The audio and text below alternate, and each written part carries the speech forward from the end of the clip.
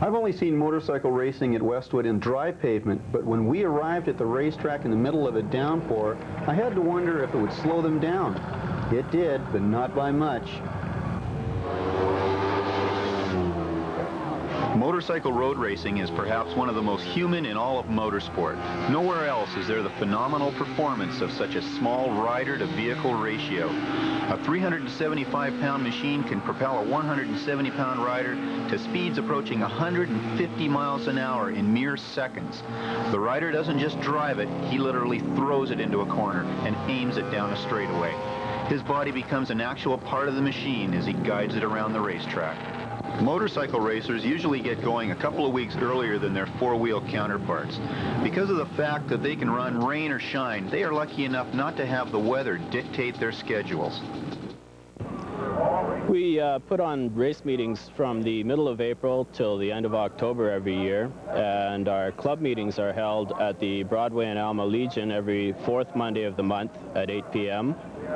We generally start at 9 o'clock in the morning with our practices on race day, and then go right till about 5 p.m. in the afternoon.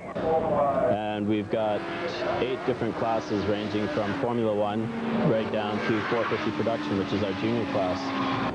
Could just anybody come out here and race? Is there any kind of licensing procedure or schooling or anything like that? There is a license required, and to get that you have to take one of our courses. We held one yesterday, as a matter of fact, and we had 57 people in it. We have Steve Dick, one of the local guys here, who is a past champion teaching the school, and it generally runs for about 3 hours in the classroom and about 3 or 4 hours track time, in which some of the top riders take the guys around, show them the lines, the different techniques, and get right into it quite well.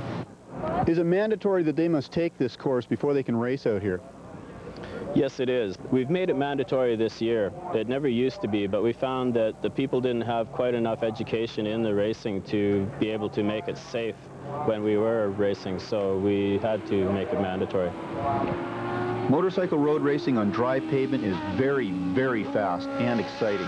But in the rain, it's all that and more. The bikes can slide out from under a rider without notice, even at slow speeds. Therefore, it isn't for the faint of heart. Don't let anybody kid you. These guys are tough. It takes intense concentration, years of practice, and a desire to go faster than your competition under any conditions to become really adept and successful in this sport. 1985 Canadian 600 production and BC Open production champion Gary Berg is one who's got what it takes. First of all, Gary, it's awful wet out here today. How do you like riding in the rain? It's a lot of fun. It's different from riding in the dry. You get used to slipping around and pushing the tires a little bit, and it's really just a matter of whether you can push harder than the other guy that determines who's in front. How do you compare Westwood to many of the other tracks you've raced on? I like Westwood. I mean, it's my home track, but it's fun. It's really challenging, and it's kind of well known among racers that if you can ride hard at Westwood and do well, you can ride hard anywhere. It has a good combination of corners, and it takes the right kind of techniques that will work anywhere. How do you rate the local competitors against many of the others you've ridden against in other areas? Very hot. Guys out here on the West Coast are as good a rider as anywhere you're going to find in North America, as far as I'm concerned. And obviously we do probably get a lot more rain than them. Do you find when you do race on other tracks in the rain that they can handle it as well as the riders here?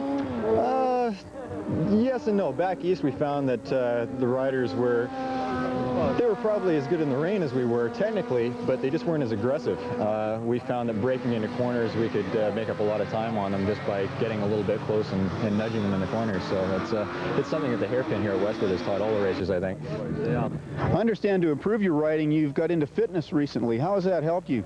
Well, it hasn't just been recently. I've been a bit of a fitness buff ever since high school. I work out pretty hard, and I find that just the intensity of working out, or it helps mentally to prepare myself, as well as the fact in the longer races I just don't tire out. I can go as fast on the last lap as I did on the first. Are there many of the other riders that use the fitness kick to help them out? There are a few, but I think everybody recognizes the value of it, but a lot of guys tend to start late. I'm kind of into it all year long, so it's not really something I have to consciously do, whereas some of the other guys find that 2 weeks before the first race they get out there and go jog a few miles and try and get into shape really quickly. It doesn't always work. Motorcycles have been racing at Westwood since its opening in 1959. They have a strong following, and even in the rain, the hairpin grandstands were full. And while it cannot be denied that some spectators come to see the accidents, it was refreshing to note that the loudest cheers came for a well-executed pass on the racetrack. Proof positive that there still are some real race fans around. Crazy is an often used term to describe some forms of motorsport, but running on a motorcycle at upwards of 130 miles an hour in the rain, now that's crazy.